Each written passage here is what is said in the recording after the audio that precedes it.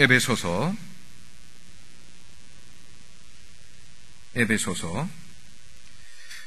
4장 22절에서 32절까지 말씀.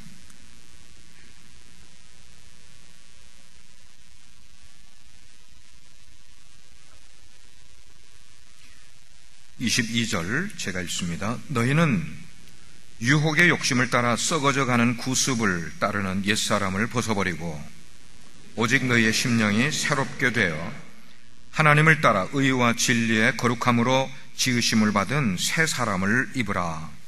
그런즉 거짓을 버리고 각각 그 이웃과 더불어 참된 것을 말하라. 이는 우리가 서로 지체가 됨이라. 분을 내어도 죄를 짓지 말며 해가 지도록 분을 품지 말고 마귀에게 틈을 주지 말라. 도둑질하는 자는 다시 도둑질하지 말고 돌이켜 가난한 자에게 구제할 수 있도록 자기 손으로 수고하여 선한 일을 하라.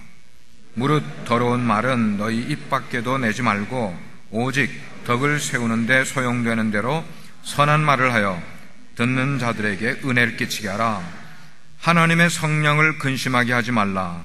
그 안에서 너희가 구원의 날까지 인치심을 받았느니라. 너희는 모든 악독과 노함과 분냄과 떠드는 것과 비방하는 것을 모든 악의와 함께 버리고 같이 서로 친절하게 하며 불쌍히 여기며 서로 용서하기를 하나님이 그리스도 안에서 너희를 용서하심과 같이 하라. 아멘. 작성하시겠습니다.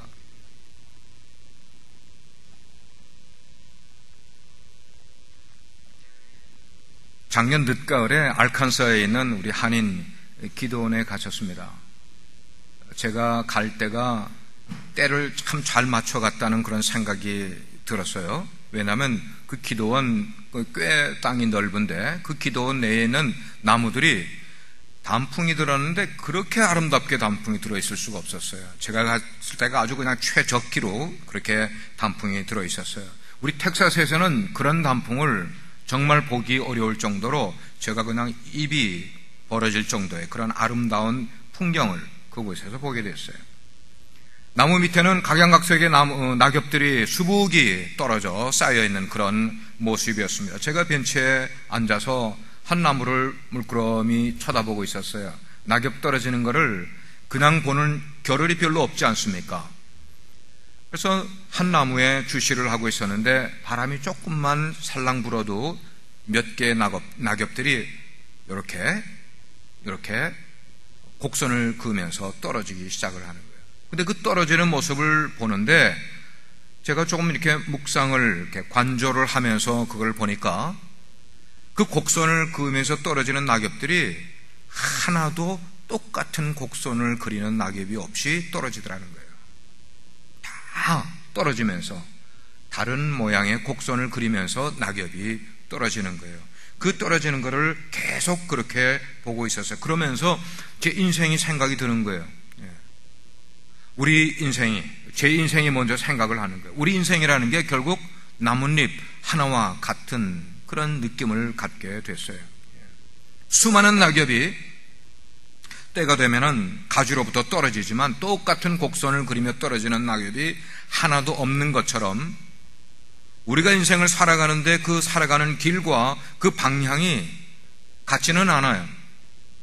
그 말은 다 다른 곡선의 인생의 삶을 살아간다는 거예요. 근데 공통점 하나는 그 모든 다르게 곡선을 그리며 떨어지는 낙엽들이 다 떨어진다는 거예요. 그 말은 우리 인생도 언젠가는 떨어져야 될 인생, 끝이 있는 그런 인생이라는 거죠.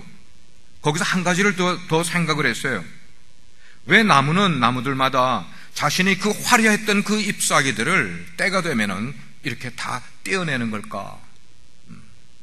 그 아름다운 잎새들, 여름 내내 그 나무를 화려하게 만들고 푸르게 만들고 아름답게 가꾸어졌던, 그러면서 태양빛을 빨아들이는 그런 영양분을 공급해 주던 그 잎사귀들이, 그 소중한 잎사귀들이 왜 하나둘 그렇게 다 떼어내는 걸까?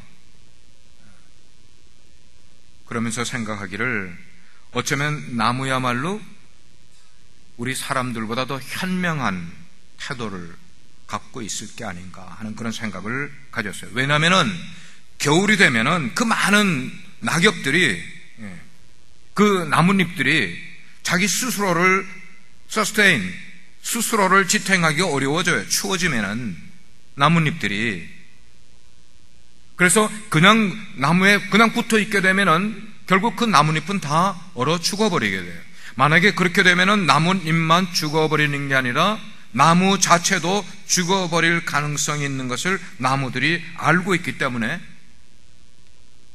봄, 여름, 가을 동안 그렇게 아름다움을 치장해줬던 나무 잎사귀들이 자신이 그 잎을 가지려고 소유하고 있고 그냥 붙어있게 하려면 나뭇잎만 죽는 게 아니라 나무도 죽을 수 있다는 것을 그 나무들이 알기 때문에 가을이 되면 스스로 나무는 잎사귀를 떨어뜨리는 게 아닌가. 스스로 떨어뜨리는 게 아닌가.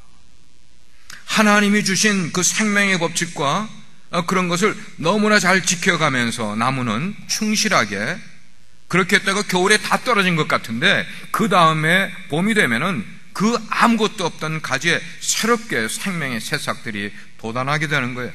그러면 작년보다 더 나은 나무 잎사귀를, 더 좋은 열매들을 맺을 수 있는 나무가 되는 것은 떨어짐이 있으니까 새로운 열매들이 맺히는 나무가 된다는 거예요. 그래서 매년 가을이 되면은 나무는 그 일을 철저하게 해요.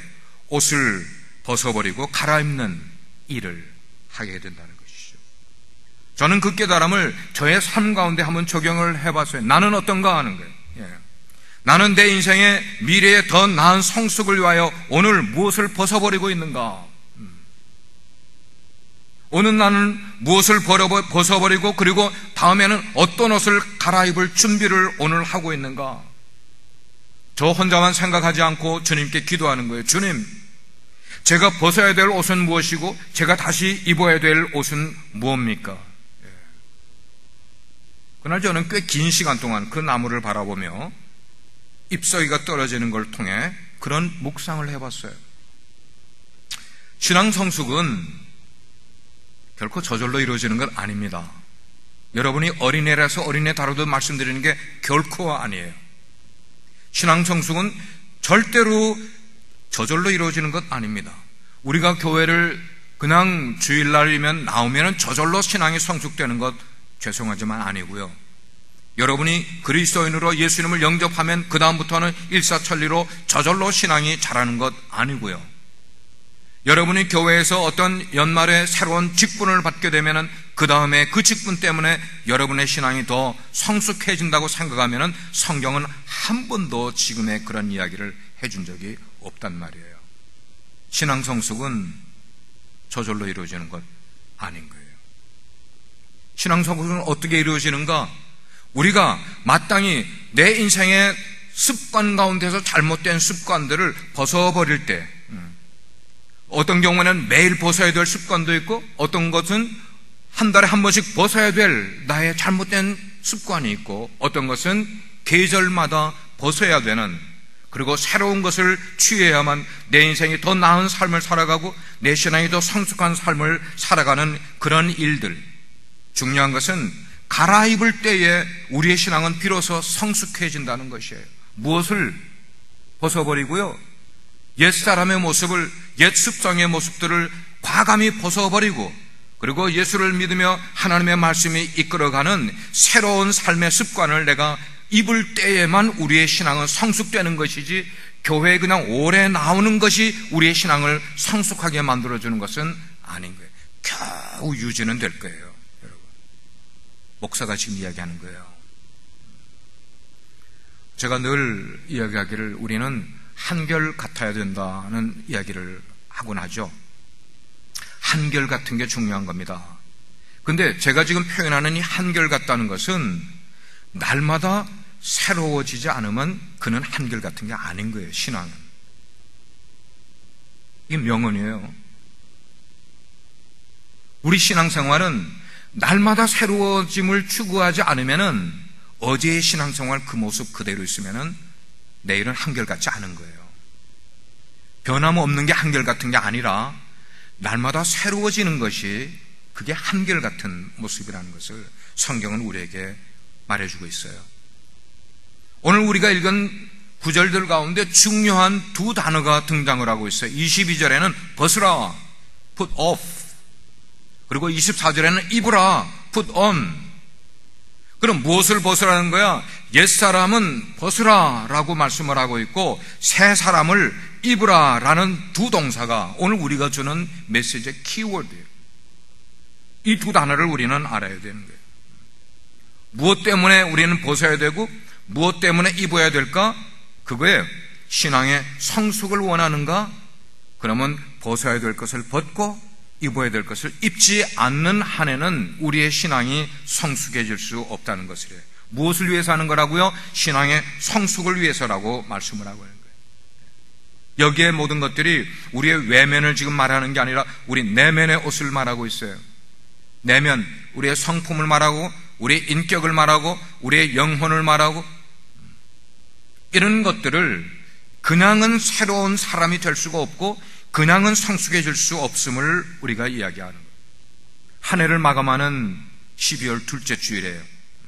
우리가 한 해를 마감할 때 지난주에도 아름다운 마무리에 대한 말씀을 드렸고 두 번째 계속해서 드리는 것은 그러면 우리는 어떤 신앙의 옷을 갈아입어야 될까? 오늘 말씀이 우리에게 말해주고 있기 때문에 우린 거기에 귀를 기울일 필요가 있어요. 첫째는 뭐냐면 첫째는 우리가 벗어야 될 새로운 옛사람의 습관이 있다는 거예요. 우리가 벗어야 될 옛사람의 습관. 어떤 사람의 습관이라는 것은 그 사람의 인생을, 그 사람의 운명을 좌우하는 거예요. 뭐가요? 습관이요. 예를 들면 어떤 사람은 그 사람의 됨됨이를 보게 되면 잔치집의 귀한 자리에 금그릇과 같이 쓰임받을 사람인데 그 사람이 가지고 있는 좋지 않은 성품 때문에 강아지 밥그릇 같은 인생을 살아가는 사람이 있단 말이에요. 예. 그런 거예요.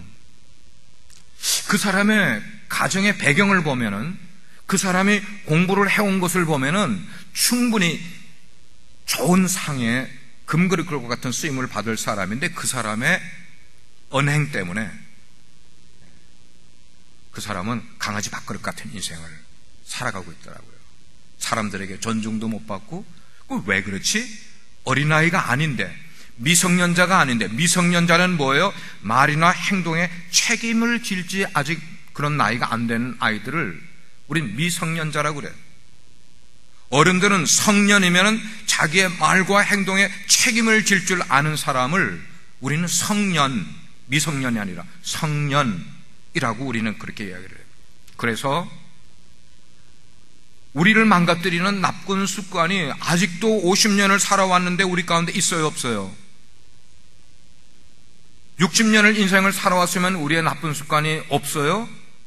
있어요. 30년을 살아온 청년들, 기고만장하게 세상에 자기 최고라고 생각하는 사람들 속에도 많은 약점들과 결점들을 갖고 있다는 거예요. 그것을 이 해가 가기 전에 우리는 알고 깨닫고 새롭게 하려고 마음에 결심을 하면은 우리는 이 금년 마지막을 잘 마무리하고 넘어가서 내년에는 새로운 삶을 살 준비를 하게 된다는 말씀입니다.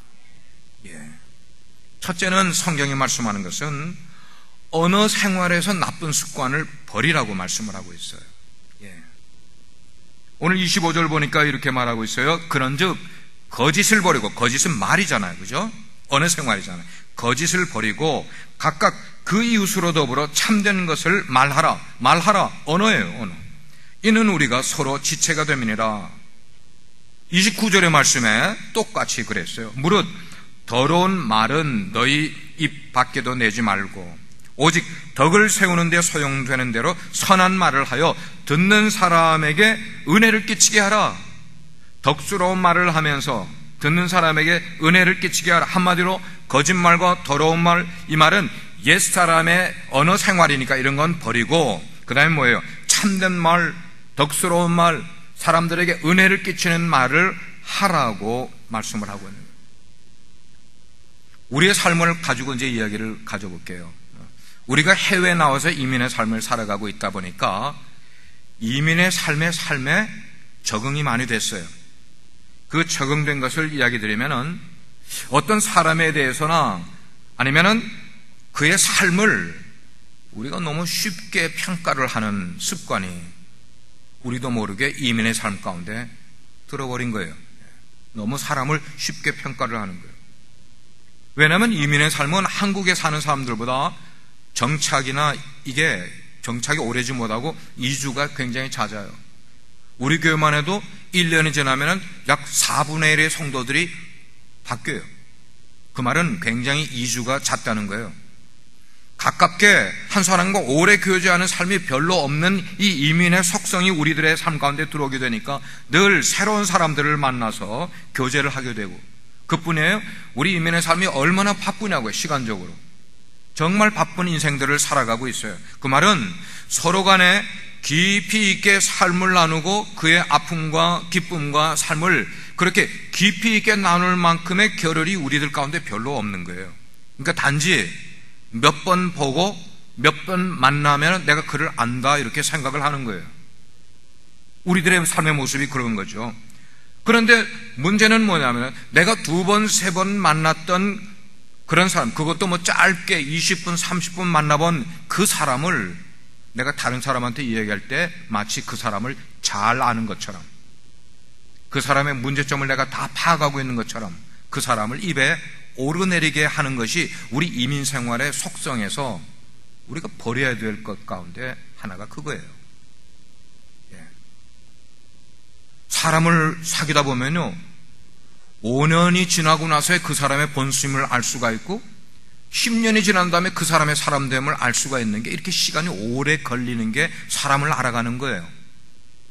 우리는 1년도 안 된 사람들이 너무 많은 사람들을 아는 것처럼 그 사람을 우리들의 입에 오르내리게 되는 그런 말들은 자칫 틀린 말이 많을 수가 있고 거짓말이 될 말이 많을 수가 있다는 것을 우리는 알아야 됩니다.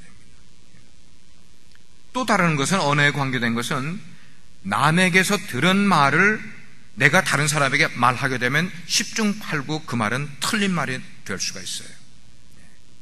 왜냐하면 우리가 말할 때 표현하는 게 사람마다 다 달라요. 여러분의 말이, 표현이, 나는 완벽한 표현력을 가지고 있다고 말할 사람이 여기 몇 분이나 되겠어요? 내 말을 표현하는 것도 잘 못해요. 우리는 남에게 듣는 말도 정확하게 들었다고 생각을 했는데 다른 사람들한테 말을 전하게 될 때는 정확하게 들은 말대로 표현을 못하고 옮기는 거야 또. 그러니까 이런 말들이 너무 무성하게 되는 모습들을 보게 되니까 그게 거짓말이 될 가능성이 무척 높다는 거예요. 우리가 공동체 게임을 하면서 그걸 한번 예를 들어볼게요. 우리 교회에서 예를 들어서 새가족 환영회를 할 때 그 환영회 하는 게임 가운데 재미있게 하느라고 10사람을 줄을 세워놓고 그 10사람의 첫 번째 사람에게 쪽지에다가 어떤 센텐스를, 이런 말을 써가지고 첫 번째 사람에게 그걸 읽혀줘요. 그 다음에 그 종이를 내가 가지고 있어요. 그리고 그 읽었던 내용을 두 번째 사람에게 이야기해 주십시오. 두 번째 들은 사람이 세 번째 사람에게 이야기해 주십시오. 이렇게 해서 10사람째 가게에 대해서 10사람이 무슨 얘기를 들었습니까? 라고 해서 첫 번에 가지고 오면은 거의가 첫 번째 했던 말과는 전혀 엉뚱한 말이 들어오게 된단 말이에요. 여러분 아시죠? 그거? 똑같은 말을 다 전해서 똑같은 말을 줬는데 똑같은 말이 10사람째 그대로 오는 경우가 없어요. 그 말은 우리가 들은 말이라 할지라도 전할 때 정확하게 전하지 못하는 것이 우리의 약점이에요. 우리 사람을 다 그렇단 말이에요. 어떻게 하면 되는가 하면, 내가 남의 이야기를 들었을 때에 그것을 듣고 참고만 하고 있으면 돼. 내가 참고만 하고 있고 그걸 다른 사람에게 이야기하지 않고 그냥 내 속에서 묻어버리는 게 최고예요. 그것은 성숙한 사람만 할 수가 있는 일이에요.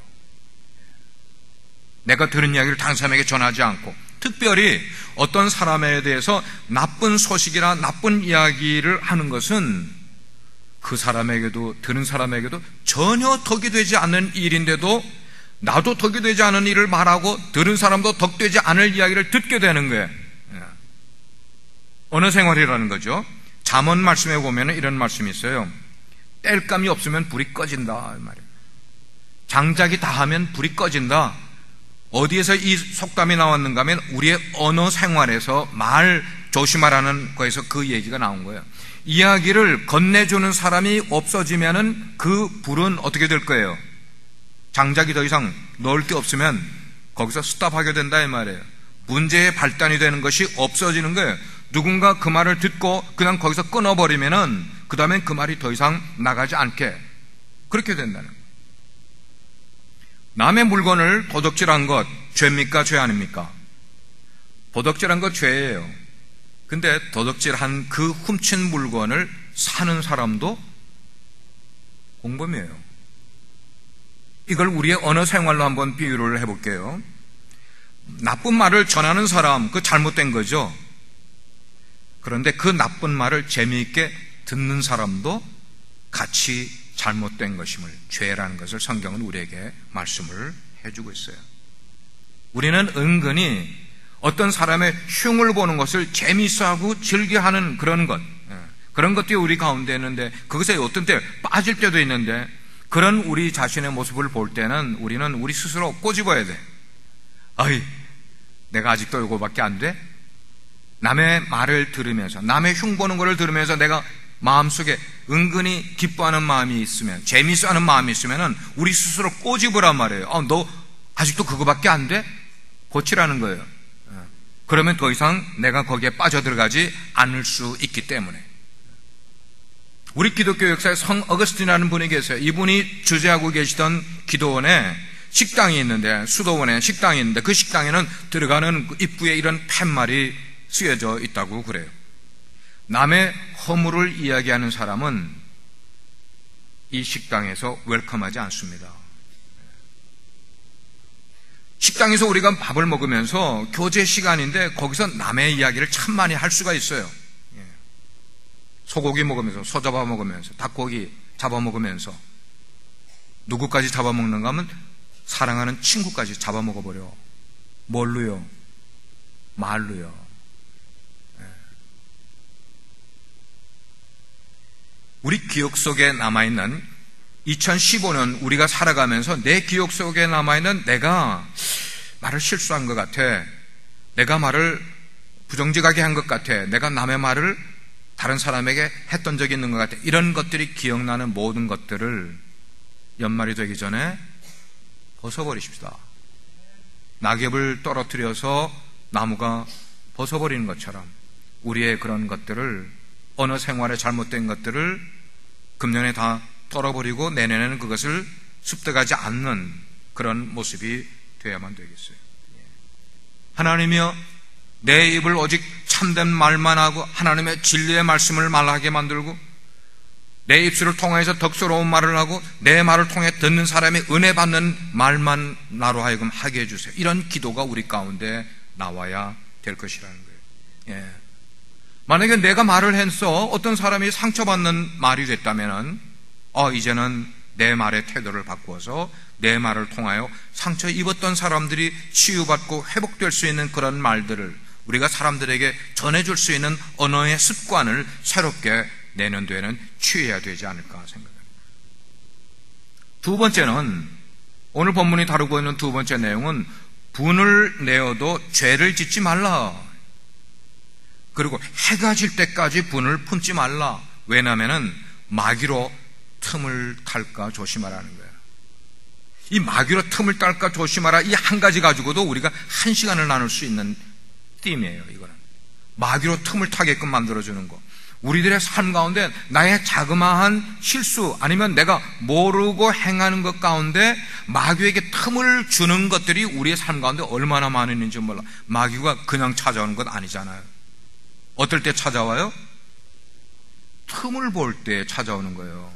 도둑이 그냥 요즘 같은 거는 아파트가 딱 돼 있으니까 모르겠지만, 도둑이 어떤 집을 노리는가 하면은 신발이 가지런히 놓여 있는 집들은 도둑이 들어가지 않는데요.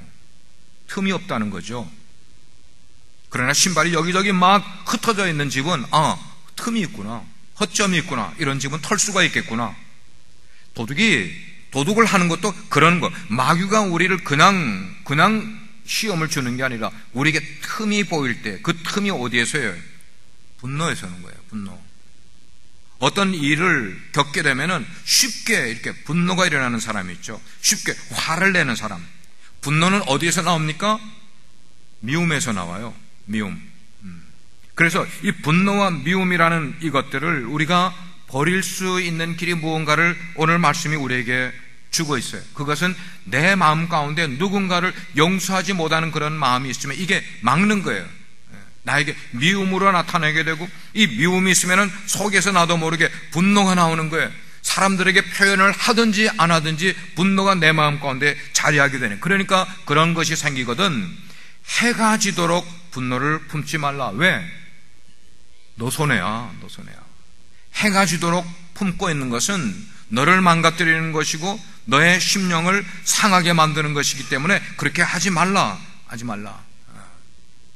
잠언은 말씀하기를 미련한 자는 당장 분노를 낸다, 이렇게 말하고 있어요. 미련한 사람은 당장 분노를 낸다.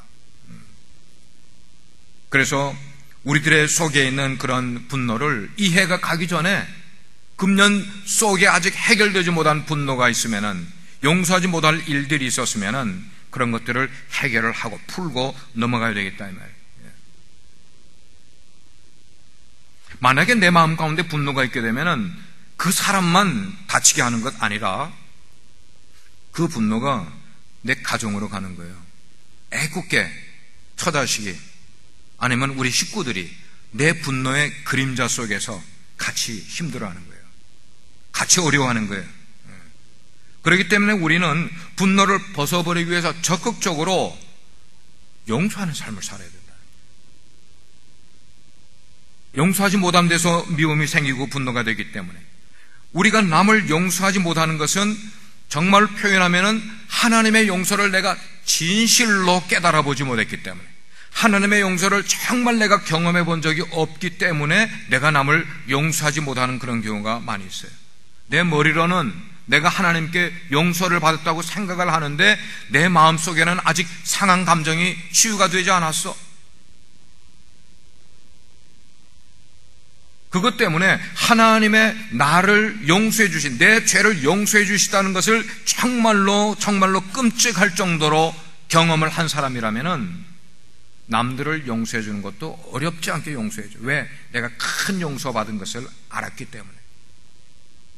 그러나 내가 하나님의 용서받은 확신도 없고 그런 경험이 약한 사람은 남이 나에게 힘들게 했을 때 용서해 주는 게 무척 어려워진다는 것이.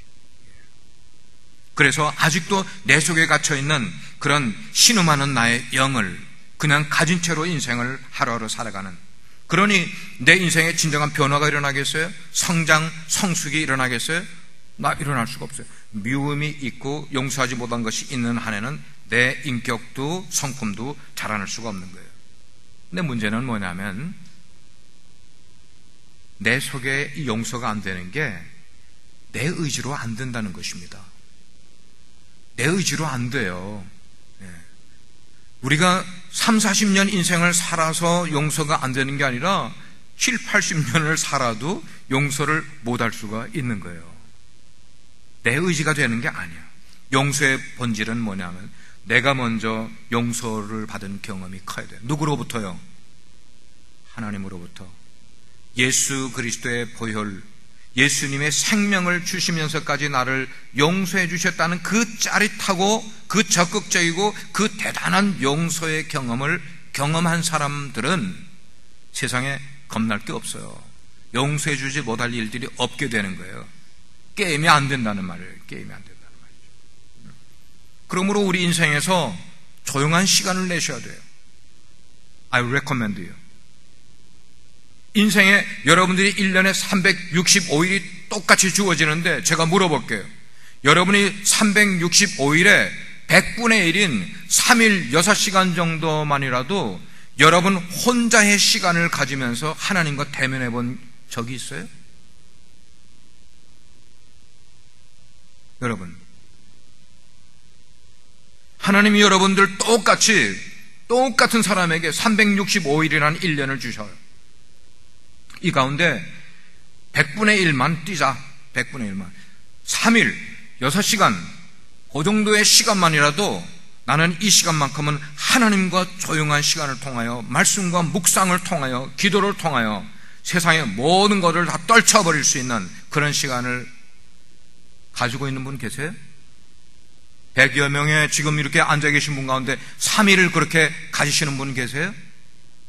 우리 인생 잘못 살고 있잖아요, 여러분. 집사님들, 재직들, 사역자들, 뭐가 그렇게 바빠서? 바쁜 거 알죠? 바쁜 거 없는 사람은 어디 있어요? 지난주에 얘기한 것처럼 중요한 것과 덜 중요한 것을 우리 구분 못 하잖아요, 지금도. 여러분이 3일만 1년에 3일만 가족들하고 어디 여행 가는 거 말고 여러분 혼자서 기도원이나 수도원 같은데 아니면 교회 나오셔서 본당에서 더 필요하면 금식도 해보고 오직 말씀과 기도로만 하나님과 나를 창조해 주신 하나님과 그런 시간을 가지는 게 이게 여러분들이 얼마나 인생의 보너스가 되는지 모르는데 언젠가 태권도 사범님을 만났어요. 태권도 도장을 경영하는 그분과 커피를 나누면서 얘기를 하는 가운데 그분이 저에게 이런 이야기를 해요. 목사님, 요즘 제 인생이 왜 이렇게 허무한지 허무가 너무 느껴져서 그래서 사범이 지금 얼마 정도 됐어요? 그러니까 50이 넘어갔어요. 이제 50이 넘어갔어요. 예, 우리 인생에서 50 정도가 되면은요, 내 인생을 보게 돼 있어요. 50이 되기 전에 사람들이 내 인생을 뒤돌아보면서 크게 깨닫는 것 좀 드물어요. 아직도 덜 살았어요, 인생을. 아직 철이 덜 들었단 말이에요. 그러나 인생에 50 정도 살게 되면은 자기의 인생을 돌아보면서 내 인생이 뭐가 잘 살고 못 살았는지를 보게 된다니까, 그때는. 30대 인생을 살아가는 사람 절대 못 봐요. 못 본다니까. 인생에 볼 수 있는 때가 있어요. 50 정도 되면 내 인생을 돌아보는 거야. 허무한 거예요, 허무한 거. 어떻게 하면 좋죠? 그래서 제가 그랬어요. 우리 인생에 단계가 있는데 50대가 되면은 허무감을 느끼는 게 당연합니다. 그 허무감을 이제 알았으면은, 깨달았으면은 그 허무감을 채울 방법을 찾아가셔야 됩니다. 그것은 세상에서는 채울 수가 없는 거죠. 그분이 진지하게 제 얘기를 들으시더라고요. 저하고 커피 타임을 30분 가지면 그런 이야기 해드리는데 여러분이 너무 바쁘셔서 저하고 언제 그런 시간 안 가지잖아요. 조용한 시간에 깊이 기도를 하고 여기 뭐 수요 주빌리 시간에 새벽 기도 나와서 여기 기도 시간에 하는 이 정도의 기도가 아니고 깊이 하나님과 대화할 수 있는 그런, 그래서 이제야 하나님과 나하고 채널이 연결이 됐구나 하는 그런 영적인 어떤 센시티비티를 느낄 수 있는 그런 시간, 그런 말씀 묵상, 그렇게 하면은 하나님이 얼마나 나를 사랑하시는지, 하나님이 나를 진짜 용서해 주시는 것을 그럴 때에 느낄 수 있는 것이지, 여러분들이 여기서 50주 나와서 예배 시간에 그런 귀한 경험들을 하기가 쉽지 않다는 거예요. 그렇게 신앙이 쉬운 게 아니에요. 그렇게 경험되는 게 아니란 말이죠. 또 다르게 표현을 하면 그거예요. 참된 신앙 안에서는 상처받았다는 말을 쓰는 것조차도 저는 싫어해요. 참된 신앙 안에서는 상처받았다는 말 하는 것도 듣는 것도 그게 맞지가 않아, 성경적으로. 가정사역이나 내면 사역을 많이 하시는 분들이 상처받았다는, 그래서 뭐 상처에서부터의 치유해가지고 책도 뭐 수백 권 나왔어요. 상처에 관한 그런 얘기. 근데 성경의 언어가 아니라는 걸 저는 알아요. 상처라는 게. 목양을 하는 동안에 많은 성도들과 대화를 나눠보면은 또 저에게 찾아와서 상담을 할 때 보면은 자기가 상처받은 이야기를 해요. 목사님, 제가 이런 상처받았어요. 저런 상처받았어요. 많이 해요. 그분들만 아니에요. 저도 목회를 하면서 얼마 동안은 제가 목사들 가운데 진짜 상처를 많이 받는 목사라고 생각을 했어요, 저 자신을. 근데 깨닫고 나니까 그게 아닌 것을 저는 알게 됐어요. 상처받음에 대한 공통점을 제가 알게 됐는데, 그것은 누구든지 그 표현을 할 때 내가 상처받았다고 이야기를 하지 내가 남을 상처를 줬다고 이야기하는 사람을 들어본 적이 없어요. 상처를 받았으면 누군가 상처를 줬는데 우리 속에서, 근데 자기는 상처 줬다고 이야기하는 사람이 아무도 없다니까. 다 뭐라고만 말하는 거예요? 상처 받았다고만 이야기를 하는 거예요. 그게 우리 인간이라고요. 얼마나 이기적이에요. 성경을 보면서 제가 깨달았어요. 예수님의 일대기를 쭉 복음서를 보게 되면은 예수님이 고난을 받으셨다, 예수님이 핍박을 받으셨다, 예수님이 조롱을 받으셨다, 수치를 받으셨다, 이런 단어들은 쓰여 있어도 예수님이 상처받으셨다는 말은 눈을 씻고 봐도 없어. 왜 없는 것을 만들어내요, 우리 사람들이? 세상의 심리학 용어를 왜 우리 성경 속에다가 우리 신자들의 삶 속에 상처받았다는 말로 해가지고 듣는 사람 기분 나쁘고 그렇게 만들 이유가 뭐가 있냐고요. 예수님이 십자가에 달리시게 될 때 얼마나 많은 사람들이 예수님을 쫓던 사람들까지도 예수님을 조롱하고 핍박하고 수치스럽게 말을 하고, 그렇지만 중요한 것은 예수님이 그런 말을 듣게 될 때 상처로 받지 않으셨다는 거예요. 우린 그걸 배워야 되는 거죠. 그럼 어떻게 해야 되느냐? 예수님은 이미 당신 자신을 내려놓으신 삶이 있었어요. 예수님은 이미 겸손한 마음을 갖고 계셨어요. 예수님은 세상에 오실 때 이미 죄인들로부터 배척받으실 거를, 핍박을 받으실 거를 예수님은 이미 알고 용서하는 마음을 가지고 세상에 오셨어요.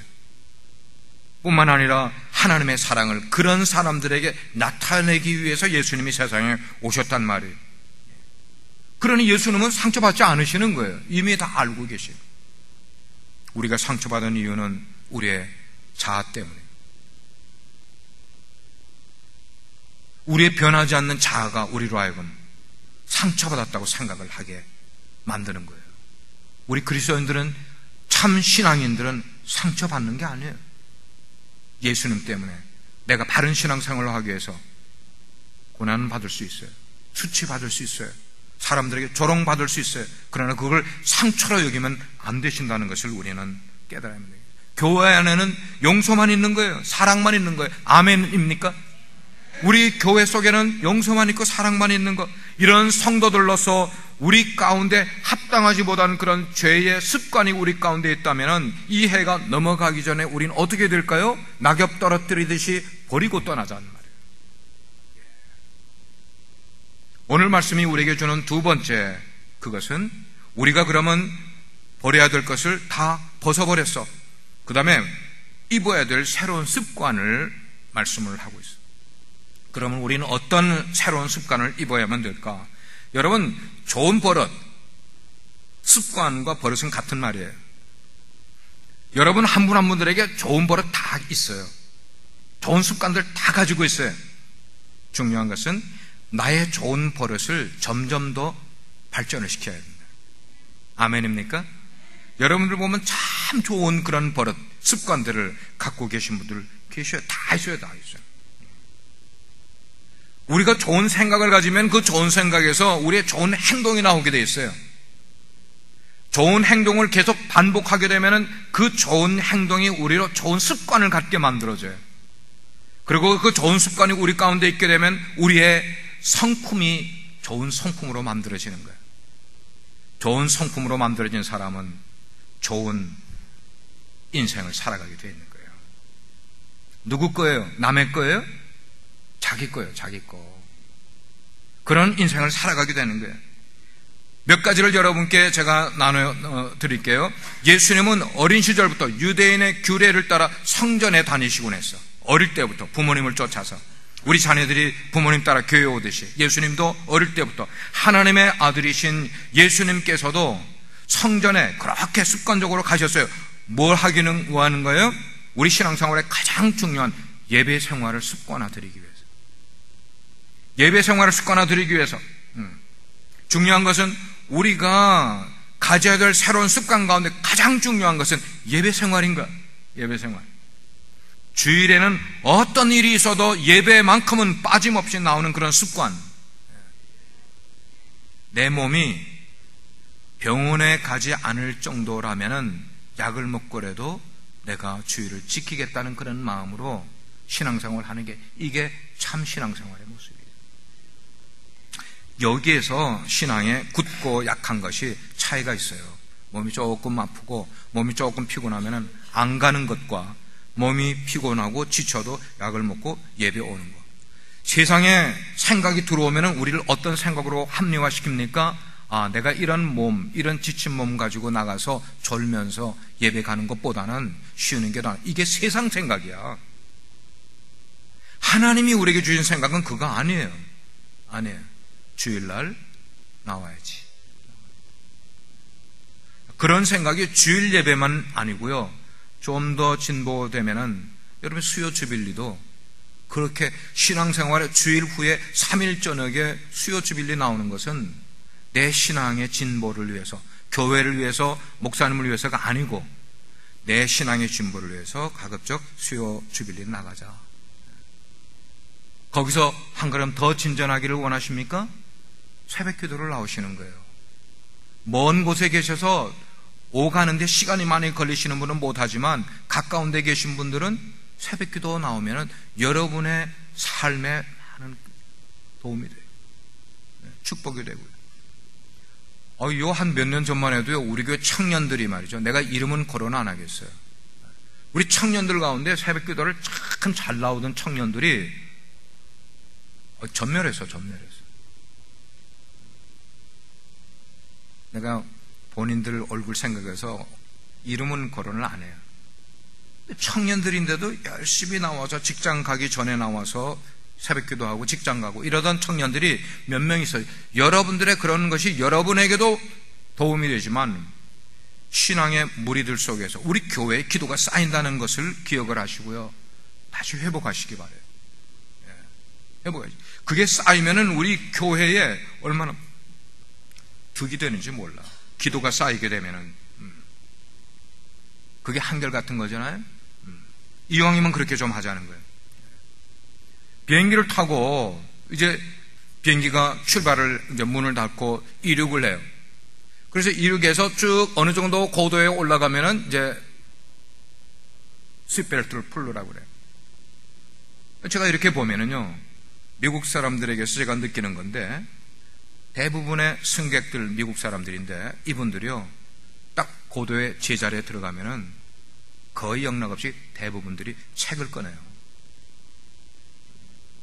책을 꺼내요. 남녀 할 것 없이. 흑인 승객 마찬가지요.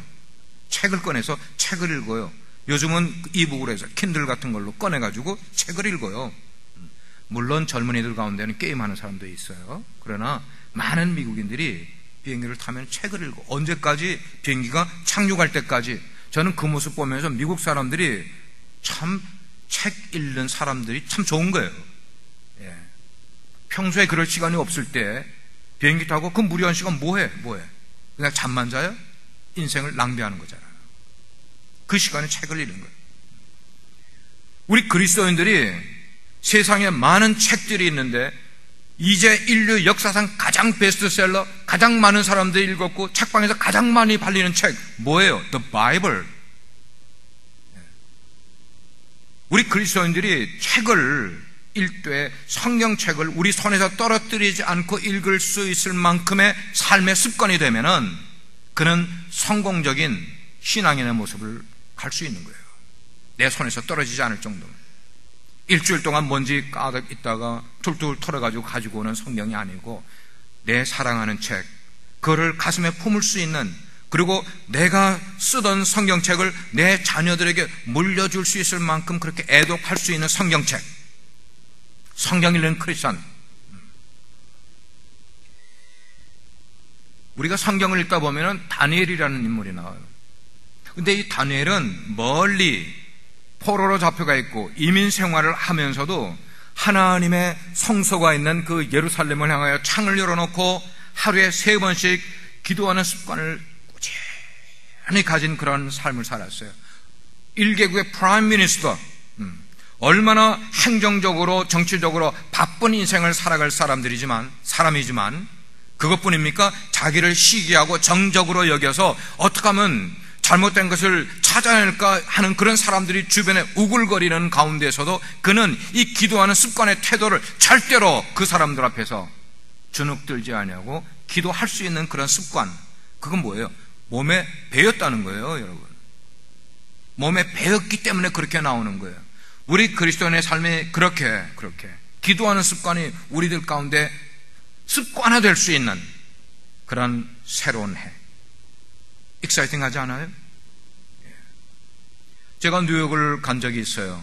그래서 저를 가이드해 주는 목사님이 어디를 구경시켜 줬는가 하면 락펠러 센터를 구경을 시켜줬어요. 그 락펠러가 얼마나 미국의 부자였던지 뉴욕의 중심가에서 그 한 스트리트에 그냥 어마어마한 블락을 수십 개 고층 빌딩을 갖고 있는, 이게 다 락펠러 그 재단, 그 그룹의 빌딩들이에요. 어마어마한 빌딩. 근데 그 락펠러 그룹에는 11조만 따로 담당하는 직원들이 수십 명을 두고 있다는 거예요. 락펠러뿐만 아니에요. 뉴욕의 상징인 엠파이어 스테이트 빌딩 소유주, 시카고에 있는 시어스 타워, 그 타워의 소유주 유태인입니다. 뭐로 유명한가 하면 11조 하는 유태인으로 유명한 거예요. 여러분, 콜게이트 치약, 그 콜게이트 치약 회사의 회장이 뭐로 유명합니까? 10의 2조, 10의 3조 하는 걸로 유명한 기업인 아닙니까? 우리에게 이런 좋은 샘플들이 나와 있는데 우리는 그렇게 어마어마하게 11조 삶을 살아가면서 인생의 성공을 가둔 사람들을 바라보고 나도 닮아가려고 애를 안 쓰는 게 문제인 거예요. 조그만 수입을 가지고도 11조 하는 거를 벌벌 떨고 있는 우리들의 약한 모습. 그런 거죠. 제가 4가지를 이야기를 했어요. 우리가 그러면 내년에는 새로운 습관을 덧입어야 될 것을 4가지를 이야기를 했어요. 첫째는 뭐예요? 예배 생활 바르게 하는 거, 하나님의 말씀 잘 읽는 거, 그 다음에 기도 습관 바르게 드리는 거, 그리고 11조 생활 바르게 하는 거. 근데 그것 말고 오늘 우리가 읽은 본문 가운데 또 나온 이야기가 뭔가 하면 구제에 대한 이야기를 하고 있더라고요. 구제에 대한 이야기. 우리 가까이에 가난한 사람들이 있는데도 불구하고 내 가진 것을 그들과 나누지 못하는 것은 오늘 말씀이 우리에게 주는 걸로 이야기는 도둑질이라고 이야기를 하고 있어요. 싫죠? 그 단어. 그죠? 교회 나와서 신앙생활 하는 것만도 얼마나 오감한데 목사님이 도둑질하는 거라고 설명을 한다. 아니, 성경 말씀이 그렇게 하는 것 도둑질하는 거라고 말씀을 하고 있어요. 왜냐하면 하나님께서 우리에게 물질을 주실 때에는 우리의 이기심을 충족시키려고, 우리의 이기심은 충족이 될 수가 없는 거예요. 무엇을 가져도, 얼만큼 많이 가져도 이것이 충족되는 거 없어. 만약에 우리가 500만 불을 가져도 그게 충족이 안 되는 게 인생이에요. 근데 그런 것을 우리의 이기심을 충족시키려고 하나님이 우리에게 돈, 물질을 주신 것 아닌 거예요. 돈을 사용해서 좋은 일 하라, 구제하라, 그리고 남을 섬기라. 그것 때문에 주님이 나에게 주신 것이라고 생각을 하면, 우리가 돈을 은행에다가 캐비넷 속에다가 넣어두기만 하고 안 쓰는 것도 성경은 도둑질이라고 그러는 거예요. 도둑질. 영국의 유명한 설교자, 이미 작고하신 침례교 목사님 가운데 찰스 스펄전 목사님이 계세요. 그 목사님이 이런 말씀을 하셨어요. 11조를 바치지 않고 내가 사용하는 것은 하나님의 것을 도둑질하는 것이요, 드려야 할 것을 드리지 않는 것도 도둑질하는 것이요, 주의를 지키지 않는 것, 예배 시간에 예배 드리지 않는 것 역시 예배 도둑이요, 하나님께 영광 돌려야 될 것을 하나님께 영광 돌리지 않는 것도 하나님 영광 도둑질이다. 그렇게 이야기해요. 그거 보니까 참 우리의 삶 가운데 여러 종류의 도둑질을 다양하게 우리가 하고 살아가고 있어요. 오늘 말씀을 종합하겠어요. 사랑하는 우리 성도 여러분, 지금 세상이 변화를 외치고 있어요. 세상은 변화되는 시대를 외치고 있어요. 사회도, 경제도, 정치도, 종교도 모든 분야에서 다 변화를 외치고 있어요. 변화를 우리에게 요구를 하고 있어요. 그런데 세상이 우리에게 요구하는 변화, 그것은 우리로 하여금 죄로부터의 변화를 외치고 있는 건 아니잖아요. 뿐만 아니고 삶을 반성을 하면서 죄를 하나님께 고백하라는 그런 변화를 말하는 것 아니잖아요. 그렇기 때문에 세상이 요구하는 그런 변화를 우리가 쫓아가려고 하면 우리는 더 혼돈스러워, 더 좌절하게 되고 더 삶을 포기하게 되고, 중요한 것은 하나님이 없는 그런 변화, 하나님이 없는 삶, 그건 우리 영혼에 허무만 가져다 준다는 것입니다. 영적인 허무만 가져다 주고 어두움 속에서, 그리고 생명력을 잃어버리는 그런 삶. 우리 속에 생명이 있어야 돼요. 생명이. 그래서 그런 것 없이 살아가려니까 인생을 방종하게 되고 인생을 자기 욕심을 채우는 것에 최선을 다하는 삶을 살아가는 것이 세상의 모습인데, 바로 그럴 때에 주님께서 우리에게 질문하는 거예요. 네가 새로운 삶, 은혜로운 삶, 성숙한 삶을 살기를 원하느냐? 너의 지금의 삶 속에 옛 성품이라고 생각하는, 옛 사람의 모습이라고 생각하는 것을 좀 벗어버리려무나, 그리고 새로운 한 해는 새로운 삶의 성품을, 모습을 가지려무나, 그것을 깨닫고 이해가 가기 전에 새로운 결단하시는 여러분 되기를 주의 이름으로 축복합니다. 기도하시겠습니다. 아버지 하나님, 한 해가 다 저물어가는 이때에 우리로 하여금 한 해를 돌아보게 해 주옵소서. 그래서 나의 모습 가운데 벗어버려야 될 모습, 그것은 우리 자신도 싫어하는 그런 모습, 그걸 벗어버릴 수 있는 용기 주시고, 그리고 내년을 맞을 때는 새로운 옷을 덧입을 수 있는, 그래서 더 성숙되고 그리고 열매가 있는 삶으로 가는 삶을 시도하는 저희들 되게 해 주십시오. 예수님의 이름으로 기도합니다.